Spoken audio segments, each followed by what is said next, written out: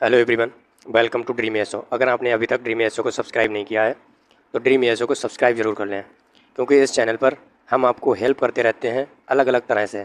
चाहे वो एग्ज़ाम की न्यूज शेयर करनी हो कि कब एग्ज़ाम होगा, एडमिट कार्ड कब आ रहे हैं, या फिर कोई भी स्ट्रैटेजी आपको बतानी हो इस रिलेटेड।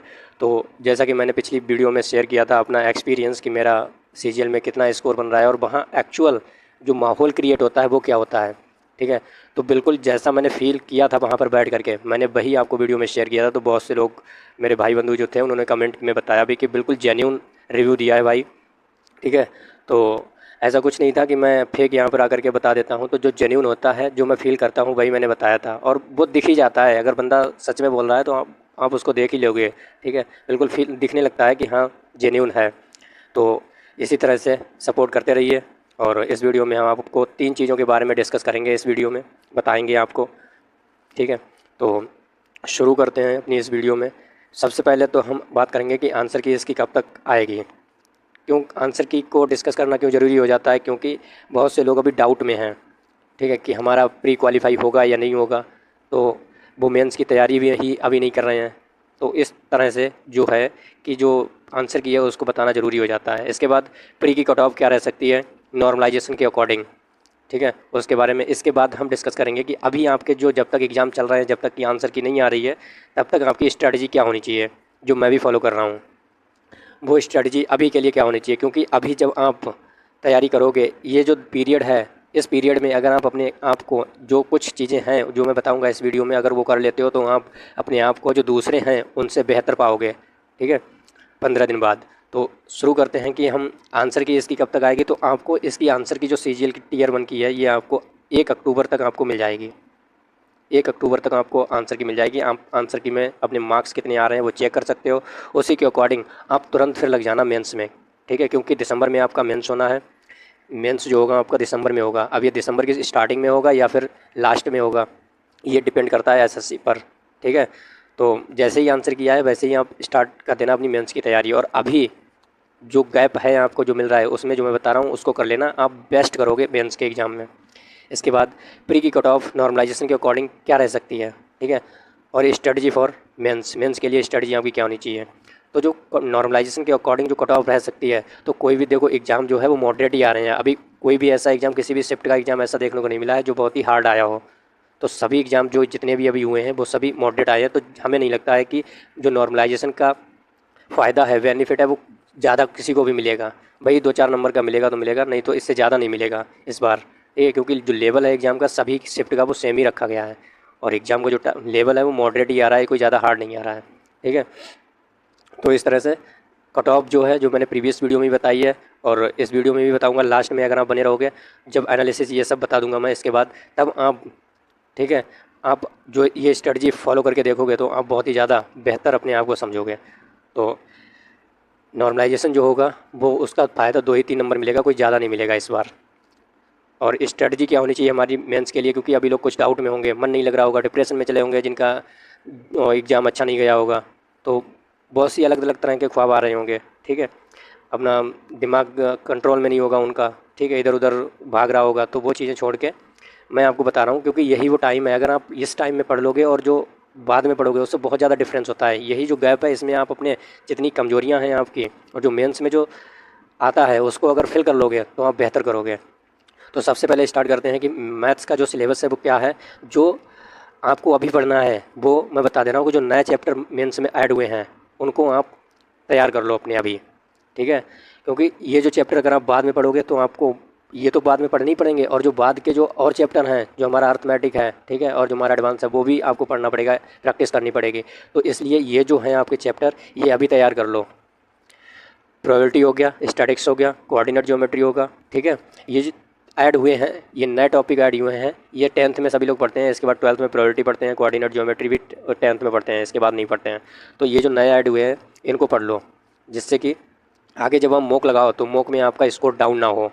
क्योंकि यहाँ से आपको 3 नंबर मिलेंगे, 3 क्वेश्चन मिलेंगे, और एक क्वेश्चन जो मेंस में होता है वो 3 नंबर का है, ठीक है। तो 9 जो मार्क्स हैं वो आपके ऐसे ही कम हो जाएंगे, क्योंकि एक यहाँ से, एक यहाँ से, एक यहाँ से, ठीक है।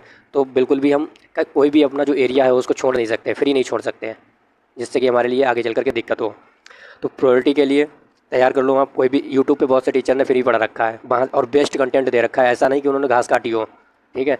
बेस्ट कंटेंट पढ़ा रखा है, आप वहाँ से तैयार कर लो। स्टैटिक्स के लिए भी यूट्यूब से ही पढ़ लो, कोऑर्डिनेट ज्योमेट्री के लिए भी आप जो आपका यूट्यूब है वहाँ से तैयार कर लो। अभी यहाँ पर टाइम है, ठीक है। वहाँ से तैयार करके आप इसके बाद क्या करो, प्रैक्टिस करो PYQ की। अभी जो बचे हुए दिन हैं इन्हीं में प्रैक्टिस कर लो दबा के, ठीक है, जिससे कि आपका प्रोबेबिलिटी, स्टैटिक्स और कोऑर्डिनेट ज्योमेट्री अभी जो बीच के दिन है इनमें आपका स्ट्रांग हो जाए। और इसके बाद क्या करना है आपको, सेक्शनल टेस्ट, सेक्शनल जो मॉक है उसको डेली देना है, ठीक है।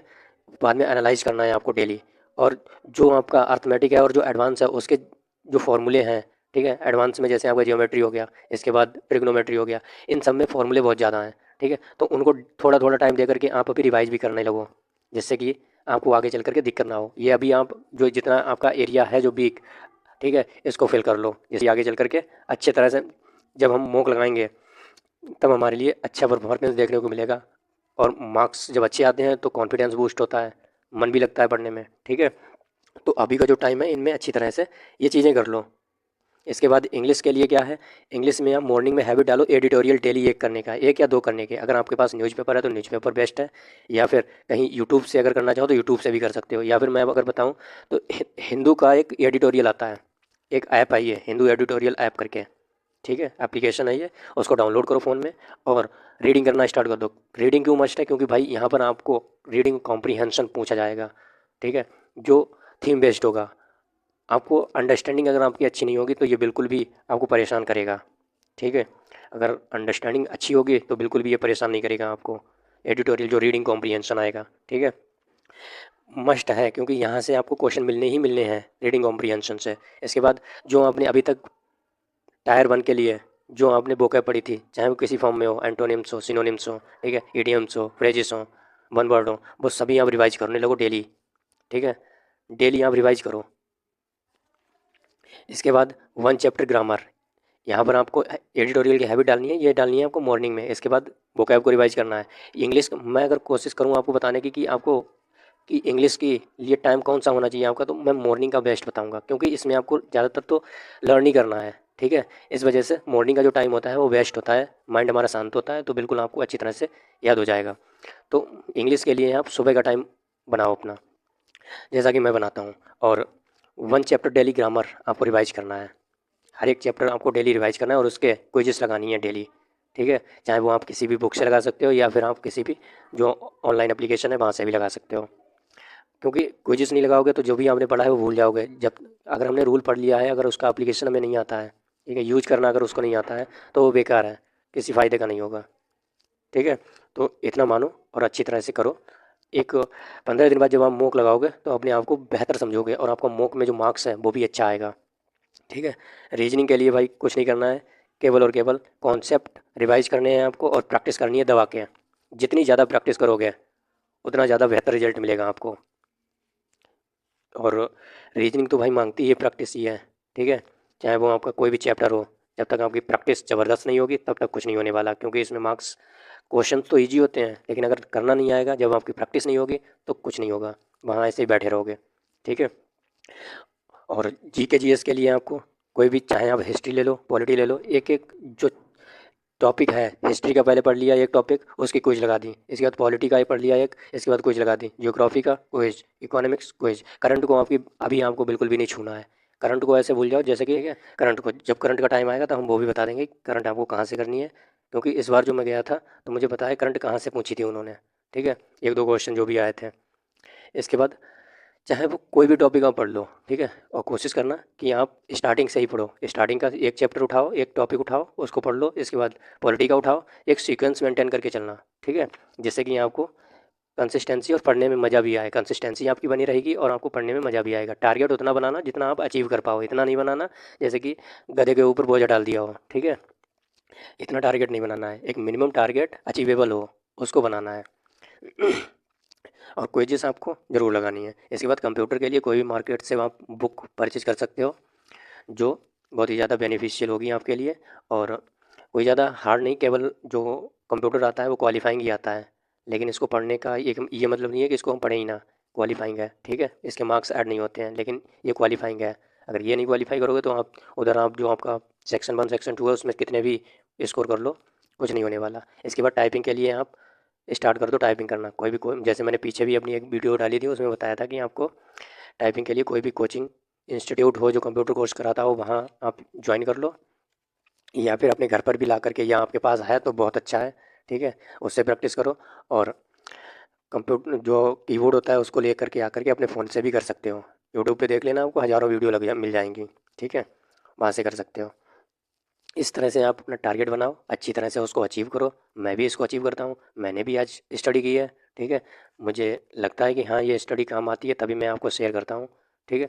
मैंने भी तैयारी की है। अगर और आपको एक बात बताएं कि ये जो सिलेबस है, ठीक है, जो मैथ्स इसमें आएगा, ठीक है, और जो रीजनिंग होगी, मैथ्स रीजनिंग, और आपका क्या है जीके जीएस, ये आपका अभी जो वैकेंसी आ रही है एनटीपीसी की, ठीक है, एनटीपीसी की जो वैकेंसी आ रही है उसमें डिट्टो सेम है, केवल इंग्लिश उसमें नहीं है, ठीक है। तो अगर जिनकी इंग्लिश वीक है तो वो इधर के लिए अपनी ट्राई कर सकते हैं।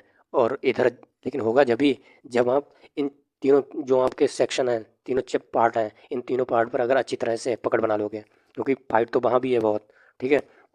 और अब हम आते हैं अपनी कट ऑफ के बारे में कि इस बार की कट ऑफ क्या रह सकती है। एक्सपेक्टेड है, देखो ओरिजिनल कोई नहीं बता सकता है, वो एसएससी को ही पता है, ठीक है। ना मैं कोई ज्ञाता हूँ ना कुछ, केवल बता सकता हूँ कि क्योंकि एग्ज़ाम देने से पता लग जाता है कि लेवल क्या है और उस लेवल के अकॉर्डिंग कट ऑफ क्या जा सकती है। जैसा मैंने आपको अपनी पीछे वाली जो वीडियो डाली थी उसमें भी बताया था, कोई नहीं बता सकता है इस तरह से कि एग्जैक्ट कट ऑफ क्या हो सकती है। यूट्यूब पे इतने महान धुरंधर हैं, वो भी नहीं बता सकते हैं आपको। हाँ जब आ जाती है तो बता देते हैं, देखो मैंने इतना बताया था, बिल्कुल इतना ही गया, ठीक है। तो इस तरह से नहीं। और एक एस्पिरेंट मैं भी हूँ, आप भी हो, तो मैं आपका दर्द समझता हूँ, मेरा दर्द जो है वो, ठीक है, सिमिलर ही होगा आपका भी। तो ऐसा कुछ नहीं है, मैं यहाँ पर शो ऑफ करने नहीं आता हूँ, बिल्कुल एक्चुअल जो होता है वही बताता हूँ, ठीक है। तो जो कट ऑफ है भाई इस बार की, वो अगर 125 से आपके 135 तक बन रहे हैं, मैंने आपको पिछली बार भी बताया था, जो पिछली जो वीडियो डाली थी उसमें भी, ठीक है। अगर आपका कट ऑफ इतना अगर बन रहा है स्कोर, तो आप कट ऑफ के दायरे में हैं और अपनी तैयारी शुरू कर दो। और हाँ, जो पिछली वीडियो में मुझसे पूछ रहे थे कि सर भैया आपकी ये जो कैटेगरी है वो क्या है, तो मेरी कैटेगरी जो है वो मेरी कैटेगरी ईडब्ल्यूएस है, ठीक है। तो ईडब्ल्यूएस की तो जनरल की यूआर से कम ही जाती है, तो इसका मतलब ये नहीं कि बिल्कुल मैं पढ़ना ही भूल जाऊँ, ठीक है। तो कट ऑफ वही रहेगी 125 से 135, क्योंकि वैकेंसी जब ज़्यादा है, ठीक है, पिछली बार से कंपेयर करें तो इस बार वैकेंसी तो ज़्यादा है ना। तो जाहिर सी बात है, क्योंकि जब 2022 में 37,000 वैकेंसी आई थी, तो जनरल की जो कट ऑफ थी, जो आखिरी लिस्ट थी, वो 114 गई थी, ठीक है। और जो पिछली बार 23 में जो थी, 23 में जो गई थी वो 148 के करीब में थी, ठीक है। तो इस बार कोई ज़्यादा नहीं जाएगी, वही आसपास ही रहेगी 125 से 135। अगर आपके मार्क्स बन रहे हैं तो आप बिल्कुल आप सेफ समझो अपने आप को, ठीक है। और इस वीडियो में इतना ही, सपोर्ट करते रहिए, जिससे कि मुझे भी कॉन्फिडेंस आता है आपके लिए वीडियो मदद करने के लिए आपकी। और सपोर्ट कीजिए, चैनल को सब्सक्राइब कीजिए, ड्रीम एएसओ जो हमारा भी है आपका भी है, ठीक है, एएसओ बनने का, क्योंकि बेस्ट जॉब है भाई एएसओ। मिनिस्ट्री में बैठने को मिलेगा, डिपार्टमेंट में, वो जो गले में पट्टे डाल के बैठते हो, ग्रीन पट्टा जो, वो ब्लू पट्टा जो होता है, भाई साहब आईडी कार्ड होता है, पट्टा नहीं, ठीक है, गजब का होता है। जहाँ भारत सरकार जब आपको देती है अपनी गाड़ी पे लगाने के लिए एक बैच, भारत सरकार, गजब की फीलिंग होती है भाई उस टाइम पे, ठीक है। मेहनत करते रहिए, बिना मेहनत के कुछ भी अचीवेबल नहीं है, मेहनत करिए, ठीक है। अगर कोई डाउट है आपका, कुछ आप पूछना चाहते हो मुझसे, तो बिल्कुल आपके लिए कमेंट बॉक्स ओपन है, कमेंट बॉक्स में पूछ सकते हो। पिछले भाई जितने भी लोगों ने मुझसे पूछा, मैंने सबका रिप्लाई किया है, ठीक है। तो कोशिश कीजिए, ज़्यादा से ज़्यादा वीडियो को शेयर कीजिए, अगर आपको लाभ होता है, बेनिफिट होता है, तो दूसरों को भी पहुंचाइए, ठीक है। और क्योंकि नॉलेज जो है वो बांटने से बढ़ती है। और अगर मैं आपको लिए कुछ देता हूँ तो ये गुरु दक्षिणा समझ करके मैं आपसे यही मांगता हूँ कि आप वीडियो को शेयर कीजिए, सब्सक्राइब कीजिए, लाइक कीजिए, जिससे कि दूसरे लोगों का भी भला हो सके। क्योंकि जब यहाँ आए हो इस दुनिया में तो कुछ ना कुछ अच्छा काम करके जाओ, ठीक है। बाकी सबकी तरह अगर जी करके चले जाओगे तो क्या फ़ायदा। कुछ यूनिक काम करो, कुछ अच्छा करके जाओ, जिससे कि समाज में आपका नाम हो, चार लोग आपको याद रखें, ज़्यादा नहीं लेकिन कुछ लोग आपको याद रखें, ठीक है। तो पॉजिटिव माइंडसेट बनाए रखिए, मेडिटेशन करते रहिए, और मिलते हैं नेक्स्ट वीडियो में। अभी के लिए इतना ही। जय हिंद, जय भारत, थैंक यू।